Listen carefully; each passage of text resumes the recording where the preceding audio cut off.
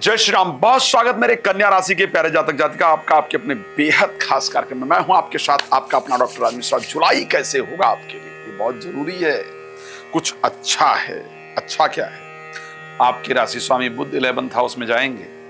चिंताएं दूर होंगी उन प्रेमी प्रेमिकाओं की जो तड़प रहे थे अपने किसी नए को प्राप्त करने के लिए, या जिन प्रेमी प्रेमिकाओं ने ब्लॉक कर रखा है उन्हें वापस पाने के लिए, या तड़पन थी कि नौकरी और बिजनेस में कुछ अच्छा हो जाए, तो ये तड़पन आपकी दूर होने वाली है। पैसे की जो प्राप्ति की इच्छा थी वो पूरी होने वाली है। इस पर बात करेंगे लंबा, लेकिन हाँ कुछ सावधान भी रखने वाला है।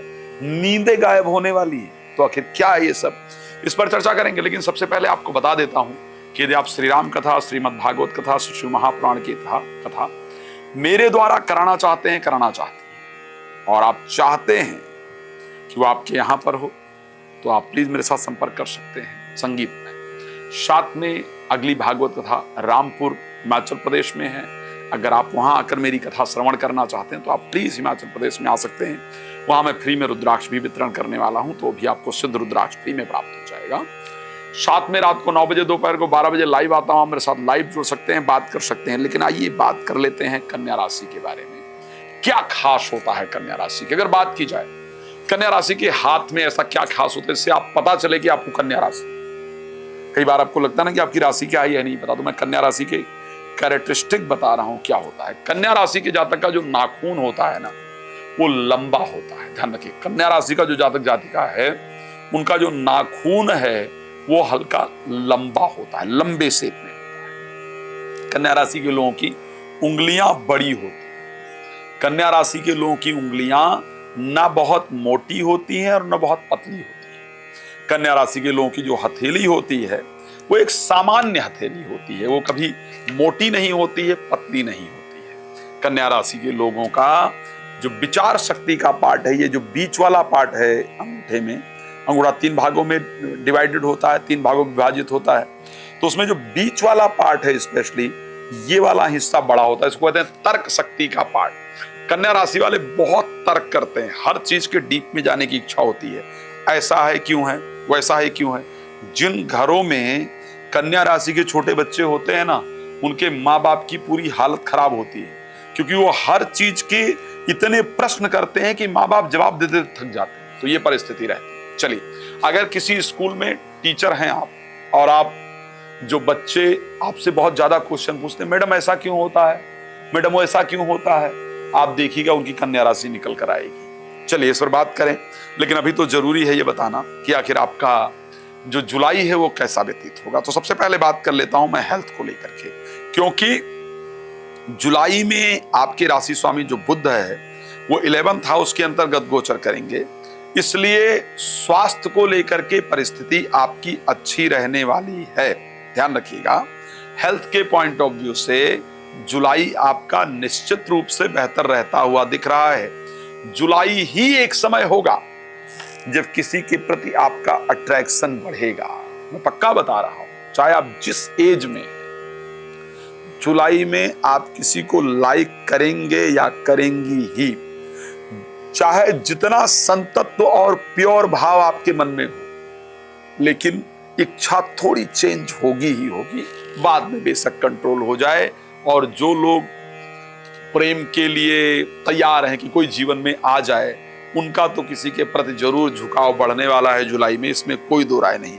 खैर, किसी ने एक शब्द कहा था, दिल एक को दें पर किसी नेक को दें। दिल एक को दें पर किसी को नेक को दें। ये ऐसी वैसी चीज नहीं है जिसको कहीं भी फेंक दें। तो प्लीज बी केयरफुल। प्रेम एक बहुत महत्वपूर्ण विषय है, लेकिन सावधानी के साथ। चलिए, तो ये रहने वाला है। पैसे के दृष्टि से अगर मैं जुलाई महीने की बात करूं, पैसे का जो आने का रास्ता है वो बहुत अच्छा होने वाला है।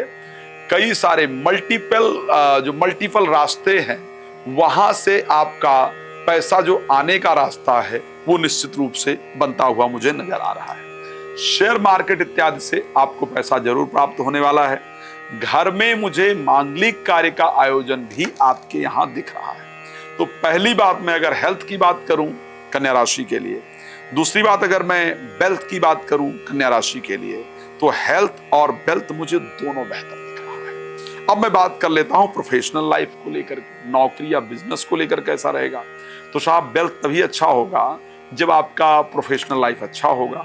तो इस कारण से नौकरी में कुछ नए ऑफर, बिजनेस में कुछ नए ऑफर, कुछ रास्ते नजर आ रहे हैं। नौकरी और व्यापार को लेकर भी, प्रोफेशनल लाइफ भी मुझे करीब करीब जुलाई में आपकी अच्छी दिख रही है। स्पिरिचुअल लाइफ भी अच्छी दिख रही है, यानी पूजा पाठ करने का मन लगे, कई धार्मिक यात्राओं का योग बने, ये सब चीजें अच्छा दिख रहा है। तो आप कहेंगे फिर खराब कहां दिख रहा है, वो तो बताओ। खराब है 28 तारीख के बाद। 28 तारीख के बाद क्रोध बहुत अधिक उत्पन्न होगा, उस पर आपको कंट्रोल रखना ही होगा। 28 तारीख से पहले मेरी बात को नोट कर लीजिएगा और ध्यान देंगे आप। 28 तारीख से पहले आपको नींद प्रॉपर नहीं आएगी, बेकार में खर्चा आपका बहुत ज्यादा होगा, और आप मुझे कमेंट में लिखेंगे ही लिखेंगे कि साहब आपने इनकम की तो बताई थी, लेकिन खर्चा, पैसा तो आ रहा है ये पक्का है, लेकिन पैसा रुक नहीं रहा है, ये खराब है। तो आपका अनावश्यक व्यय और नींद आने में दिक्कत, और अपने ही खुद के भाई बहन के द्वारा या भाई बहन जैसे लोगों के द्वारा धोखा इत्यादि प्राप्त करने का योग आपकी राशि में क्लियरली दिख रहा है। तो ये परिस्थितियां आपके लिए रहने वाली है, सावधानी की आवश्यकता है। 28 तारीख के बाद जब पहुंच जाएंगे मंगल आपकी राशि के अंतर्गत, तो क्रोध पर कंट्रोल रखना होगा।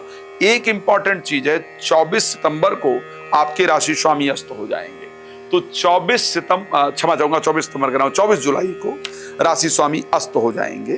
तो ऐसे कंडीशन में वहां से जो डिसीजन लेना है उसको बहुत सावधानी से लीजिएगा।